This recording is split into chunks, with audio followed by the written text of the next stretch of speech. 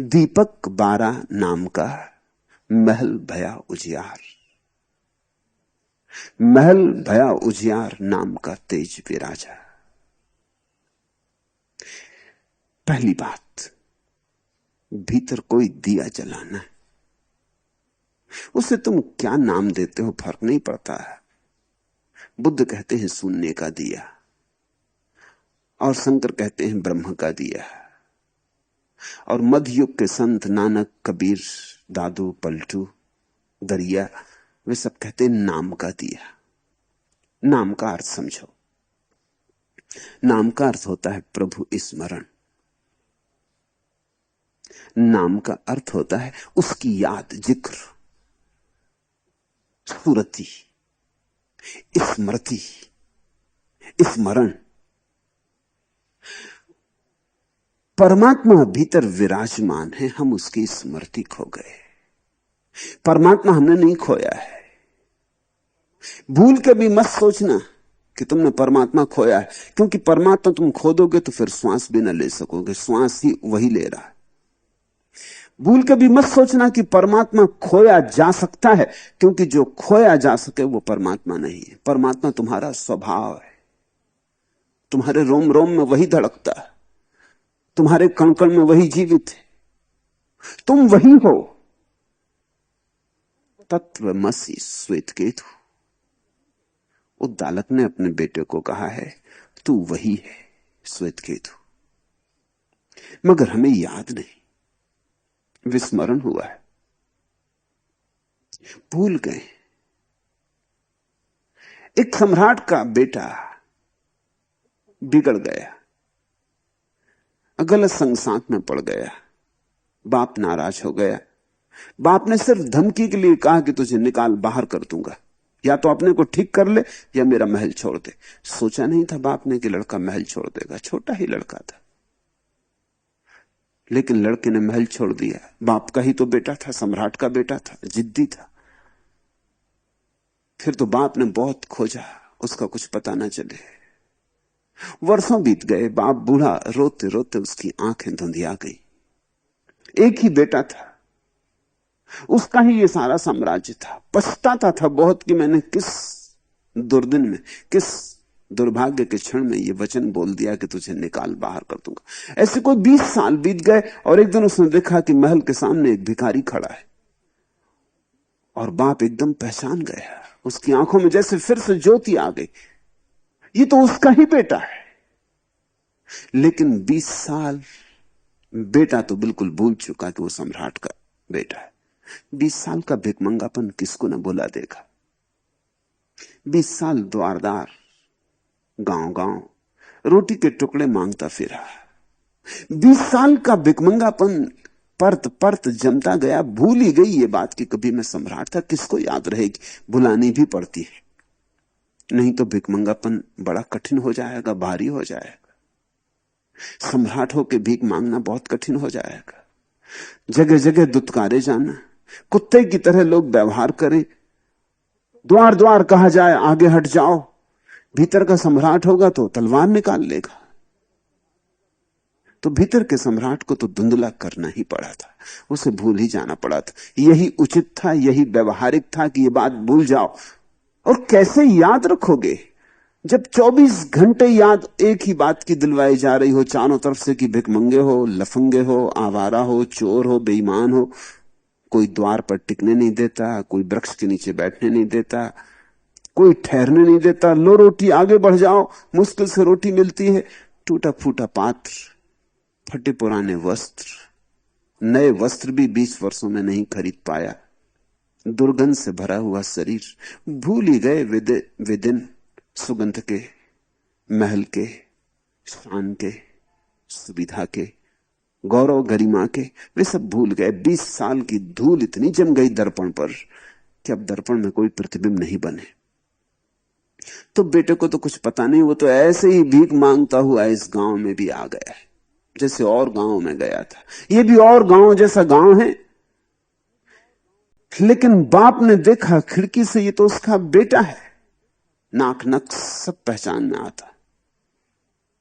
धूल कितनी ही जम गई हो, बाप की आंखों को धोखा नहीं दिया जा सका। बेटा भूल जाए, बाप नहीं भूल पाता है। मूल स्रोत नहीं भूल पाता है, उद्गम नहीं भूल पाता है।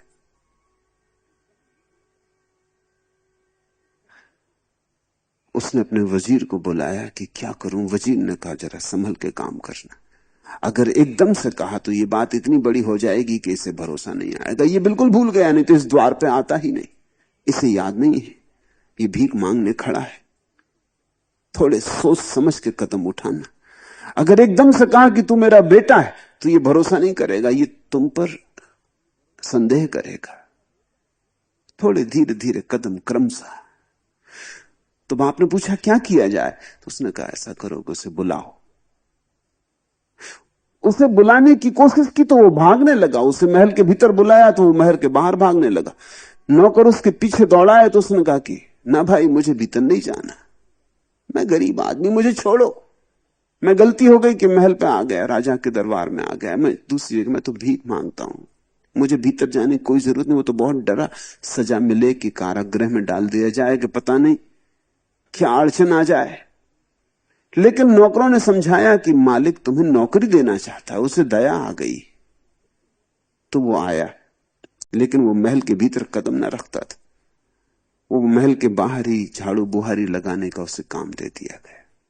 फिर धीरे धीरे जब वो झाड़ू बुहारी लगाने लगा और महल से थोड़ा परिचित होने लगा, और थोड़ी पदोन्नति की गई, फिर और थोड़ी पदोन्नति की गई, फिर वो महल के भीतर भी आने लगा, फिर उसके कपड़े भी बदलवाए गए, फिर उसको नहलवाया भी गया। अब वो धीरे धीरे राजी होने लगा।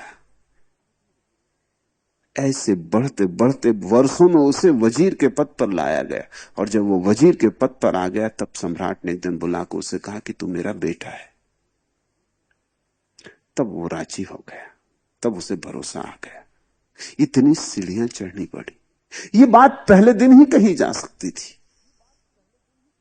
तुमसे मैं कहता हूं, तुम परमात्मा हो, तुम्हें भरोसा नहीं आता। तुम कहते हो कि सिद्धांत की बात होगी, मगर मैं और परमात्मा। मैं तुमसे रोज कहता हूं तुम्हें भरोसा नहीं आता, इसलिए तुमसे कहता हूं ध्यान करो, भक्ति करो।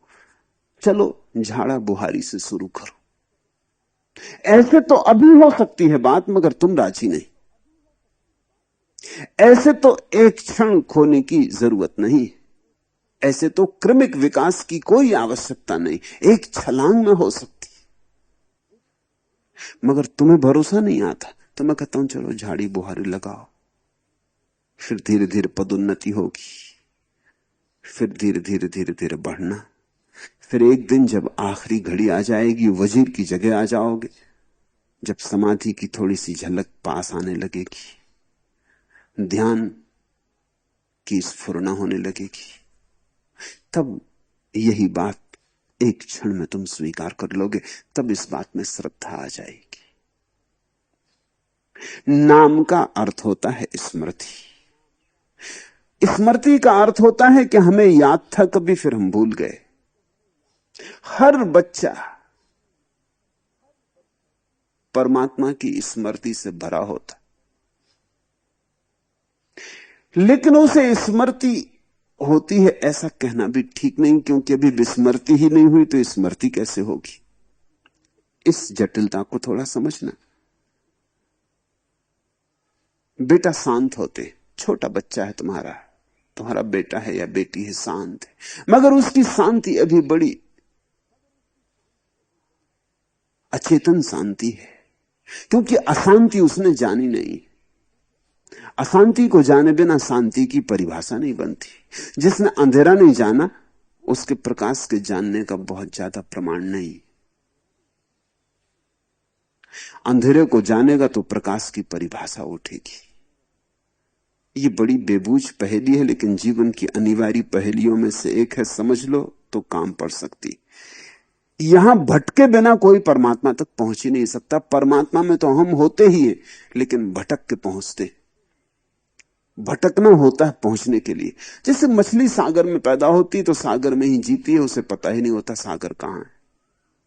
कैसे पता हो? सागर से कभी छूटी नहीं, पता कैसे हो? पता होने के लिए थोड़ी दूरी होनी चाहिए। पता होने के लिए थोड़ा बिछड़न होनी चाहिए, वियोग होना चाहिए। वियोग हुआ नहीं, कभी सागर में ही पैदा हुई, सागर में ही बड़ी हुई, सागर में ही रही, सागर ही सारा जीवन। अहिर्निश कैसे पता चले कि सागर कहां है? एक मछुआ उसे पकड़ ले, तब उसे याद आती। सागर छूटते ही सागर की याद आती, तड़फती है घाट पर, सागर में डूब जाना चाहती है। फिर अब अगर सागर में पहुंच जाए तो परम आनंद को उपलब्ध होगी। ये वही सागर है जिसमें वो घड़ी भर पहले थी, लेकिन कभी आनंद न जाना था। बच्चे वही हैं जहां संत पहुंचते, लेकिन बच्चों को कुछ आनंद का पता नहीं, संतों को पता होता। संत ऐसी मछलियां हैं जो घाट पर तड़फ लिए, रेत में तड़फ लिए, फिर डुबकी लगी। नाम का अर्थ होता है जो भूल गया उसकी याद, नाम का अर्थ होता है जो सागर खो गया उसमें पुनः प्रवेश। नाम का अर्थ होता है सुरती, याद का लौट आना। दीपक बारा नाम का, महल भया उजियार। और जैसे ही स्मृति जगती है कि मैं कौन हूं, वैसे ही उजियारा हो जाता। और उजियारे के साथ ही जो कल झोपड़ी जैसा लगता था वो महल हो जाता। संत महल में ही रहते, झोपड़ी में रहें तो भी महल में ही रहते, नंगे रहें तो भी सम्राटों के पास वैसे वस्त्र नहीं, भूखे रहें तो भी उन जैसा कोई तृप्त नहीं, अग्नि में जलें तो भी उनके भीतर कुछ जलता नहीं, वहां सब शीतल बना रहता है। कांटे उन पर बरसते रहें तो भी उनके भीतर का कमल खिला ही रहता है। दीपक बारा नाम का, महल भया उजियार। समझ लेना, पलटू के पास कोई महल वगैरह नहीं था, लेकिन कहते महल भया उजियार। उजियारा होते ही महल हो जाता है, झोपड़ा भी महल हो जाता है। एक क्षण में दीनता हीनता खो जाती, एक क्षण में दरिद्रता खो जाती, एक क्षण में आदमी सम्राट हो जाता। सम्राट तुम थे ही, सिर्फ याद की बात थी। भूली बिसरी याद वापस लौट आई। दीपक बारा नाम का, ये नाम का दिया कैसे जले, कैसे जलाओ, ये प्रकाश कैसे प्रगटे। खोए हो तुम हजार बातों में, जो तुम खोए हो हजार बातों में, उसी में तुम्हारी जीवन ऊर्जा व्यय हो रही। वही जीवन ऊर्जा अगर न खोए तो प्रकाश की तरह प्रकट हो जाती। थोड़ा मन धन में लगा है, थोड़ा मन पद में लगा है, थोड़ा मन प्रतिष्ठा में लगा है, थोड़ा दुकान में, थोड़ा बाजार में, थोड़ा घर गृहस्थी में, ऐसे मन हजार खंडों में बटा है। देखा तुमने, सूरज की किरणें पड़ती हैं तो आग पैदा नहीं होती, फिर एक कांच के टुकड़े से लेकर उन्हीं किरणों को इकट्ठा कर लो और वही किरणें इकट्ठी होकर कागज पर गिरे। अलग अलग गिरती थी, छितरी छितरी गिरती थी तो कुछ आग पैदा नहीं होती थी। उन्हीं को एक कांच के टुकड़े से इकट्ठा कर लो और गिरे कागज पर तो आग पैदा हो जाती। तुम्हारे पास ज्योति पैदा करने का उपाय है, तुम्हारे पास ज्योति की क्षमता है, लेकिन तुम्हारी ज्योति की क्षमता बहुत दिशाओं में बटी है। एक टुकड़ा यहां, एक टुकड़ा वहां, तुम हजार टुकड़े हो। ये हजार टुकड़े इकट्ठे हो जाएं, एकाग्र हो जाएं, ये तुम्हारी दौड़ जो अनंत अनंत दिशाओं में चल रही है रुक जाए और तुम्हारी एक ही दौड़ हो जाए अंतर दिशा में। जैसे ही सारी जीवन ऊर्जा एक दिशा में दौड़ती, ज्योति जल जाती। प्रभु का नाम तो केवल बहाना है, इसलिए पतंजलि ने योग शास्त्र में कहा कि ये तो एक उपाय है, ये तो एक खूंटी है जिस पर तुम अपने सारे खंडों को टांग सको और अखंड हो सको। ईश्वर है या नहीं इसकी फिक्र मत करो, किसी भी बहाने टांग दो। महावीर ने बिना ईश्वर को माने टांग दिया तो भी बात घट गई। बुद्ध ने बिना आत्मा को माने टांग दिया तो भी बात घट गई। मानने की बात का कुछ सवाल नहीं है। खूंटी मिला है, खूंटी पे टांग दो। खीली लगी हो, खीली पे टांग दो। खीली भी ना हो तो दरवाजे के कोने पे टांग दो। सवाल टांगने का है। जैसे ही तुम इकट्ठे हो जाते हो, किसी बहाने, किसी निमित्त से तुम्हारे खंड अखंड हो जाते, वैसे ही दिया जल जाता है। दीपक 12 नाम का महल भया उजियार, महल भया उजियार नाम का तेज बिराजा। वो जो संतों में तुम्हें तेज दिखाई पड़ता है वो संतों का नहीं है, वो परमात्मा का है।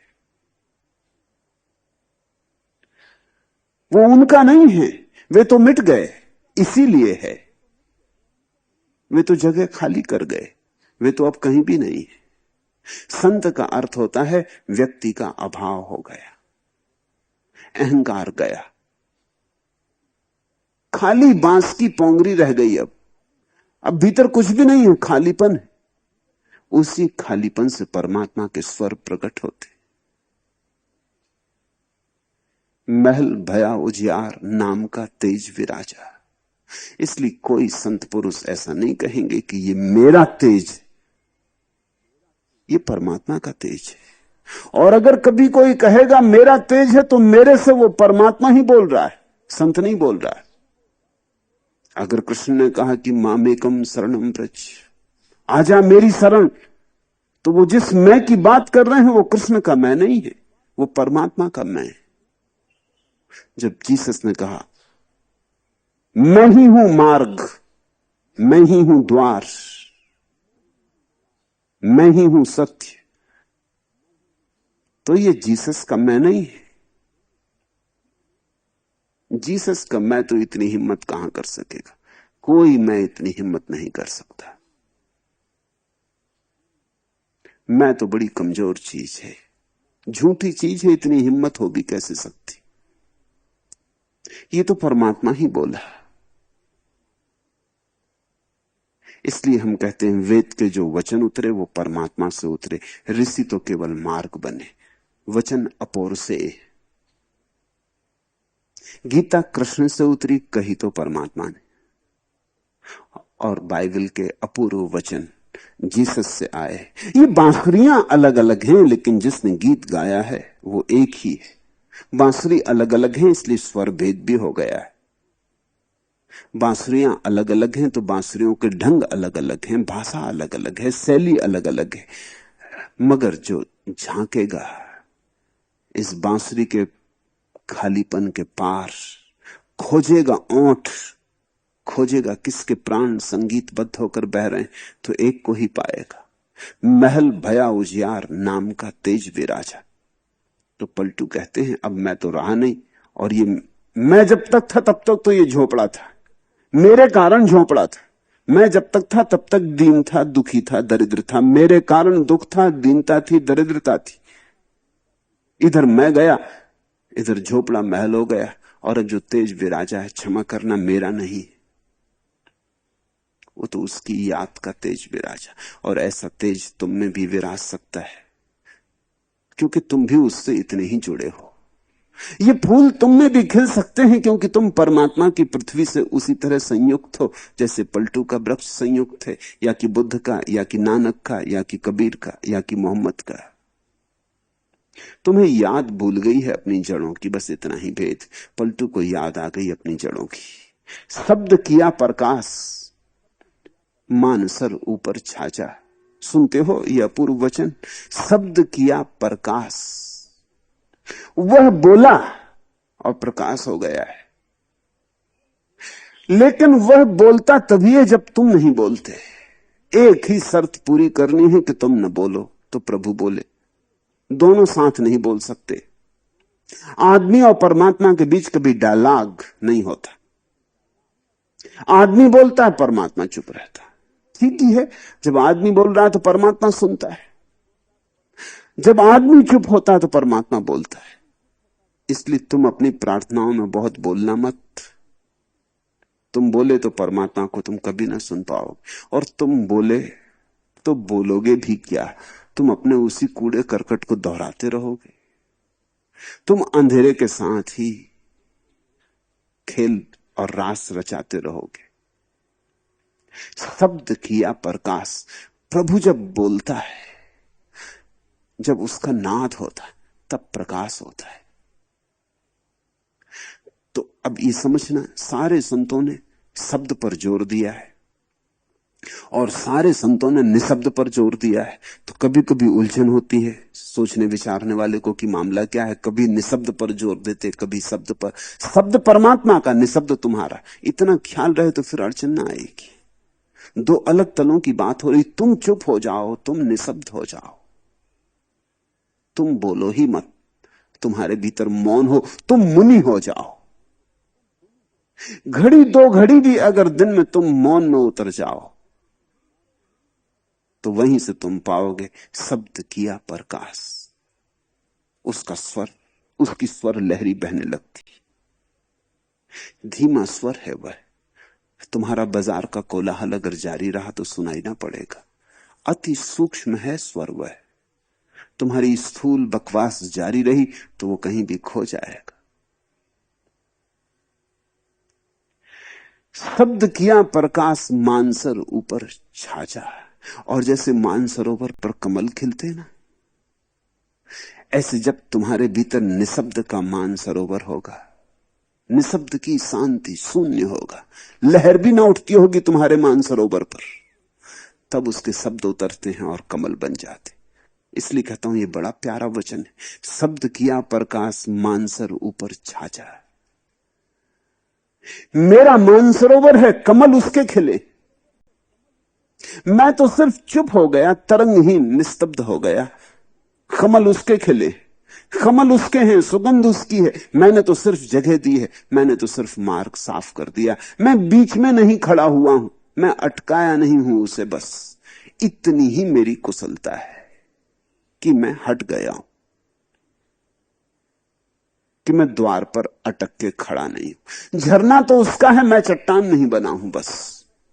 और झरना बहने लगा है। तुम मानसरोवर बनो। ध्यान की सारी प्रक्रियाएं और कुछ नहीं करती, तुम्हें मानसरोवर बनाती, तुम्हें निस्तरंग बनाती। धीरे धीरे शब्द और विचार की तरंगें शांत होती जाएं। तुम एक ऐसी जगह आ जाओ जहां तुम्हारे भीतर कोई बोलने वाला ना बचे, अबोल हो जाए, सन्नाटा हो जाए, अतल सन्नाटा हो जाए। एक छोर से दूसरे छोर तक कहीं भी कोई लहर ना उठती हो। उसी क्षण तुम्हारे ऊपर, तुम्हारी छाती पर, तुम्हारे मानसर पर अपूर्व कमल खिलने लगेंगे जो कभी नहीं खिले। और उन्हीं कमलों की तलाश है, उसी सुवास की तलाश है, उसी आनंद की। शब्द किया प्रकाश मानसर ऊपर छाजा। दसों दिशा भई शुद्ध, बुद्ध भई निर्मल सांची। पलटू ये कह रहे हैं कि अपने किए तो बहुत कोशिश की थी कि शुद्ध हो जाऊं, नहीं हो पाया।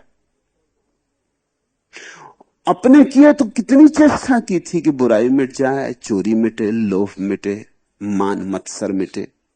अपने किए तो कितनी चेष्टा न की थी कि सज्जन बनूं, संत बनूं, अहिंसा आ जाए, दया हो, करुणा हो, पाप जाए, पुण्य आए। अपने किए तो कितनी चेष्टा नहीं की थी। और किए किए भी मैं शुद्ध ना हो सकता था। मैं तो कभी शुद्ध होता ही नहीं। मैं का होना ही अशुद्धि में। मैं तो कीड़ा ही अशुद्धि का है। मैं तो अशुद्धि में ही जीता है, अशुद्धि उसका भोजन है। इसलिए मैं कभी शुद्ध नहीं हो सकता। तो जब तक तुम अपने को शुद्ध करने में लगे हो तब तक तुम शुद्ध ना हो पाओगे, क्योंकि तुम तो बचोगे और तुम्हारा बचना ही अशुद्धि है। और तुम्हारी दुर्गंध दसों दिशाओं में भरती रहेगी। शुद्धि तो परमात्मा की मौजूदगी से होती, शुद्धि तो उसके आने मात्र से हो जाती। जैसे प्रकाश के आते ही अंधेरा चला जाता, ऐसे ही उसके आते शुद्धि हो जाती, अशुद्धि खो जाती। दसों दिशा भई शुद्ध। इस कमल के खिलते ही दसों दिशाएं अचानक शुद्ध हो गई। चमत्कार हुआ है। सभी संतों को इस चमत्कार का अनुभव है। इसलिए तो तुम जब उनसे जाके पूछते हो कि आप ऐसे शुद्ध कैसे हुए, तो उनके पास कोई उत्तर नहीं। शुद्ध वे अपनी तरफ से हुए भी नहीं, और जो तुमसे कहते हो हम कैसे शुद्ध हुए, जानना अभी शुद्ध हुए भी नहीं। अपनी चेष्टा से कोई शुद्ध नहीं होता। अपनी चेष्टा से शुद्ध होना ऐसे ही जैसे कोई अपने जूते के बंद पकड़ के अपने को उठाने की कोशिश करे। तुम्हारी चेष्टा, अंततः तुम्हारी चेष्टा है। तुम ही अशुद्ध हो तो तुम्हारी चेष्टा से शुद्धि कैसे होगी?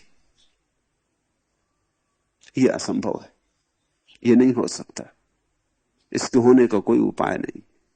फिर कैसे आदमी शुद्ध होता है? आदमी जरूर शुद्ध होता है। शुद्ध आदमी जमीन पर हुए, थोड़े सही, लेकिन शुद्ध आदमी जमीन पर हुए। उनके कारण ही मनुष्य की गरिमा है, उनके कारण ही मनुष्य के जीवन में कुछ नमक है, उनके कारण ही मनुष्य के जीवन में कुछ काव्य है, कुछ संगीत है, कुछ सौरभ है, कुछ सौंदर्य है। मगर जो भी कभी शुद्ध हुआ है वो अपने को हटा के, अपने को गिरा के, इधर तुम गिरे उधर परमात्मा तुम्हारे भीतर उठा। दसों दिशा भई शुद्ध, बुद्धि भई निर्मल सांची। और कितनी चेष्टा करते थे और नहीं होता था, और आज अचानक हो गया, अनायास हो गया, प्रसाद रूप हो गया। बुद्धि भई निर्मल सांची।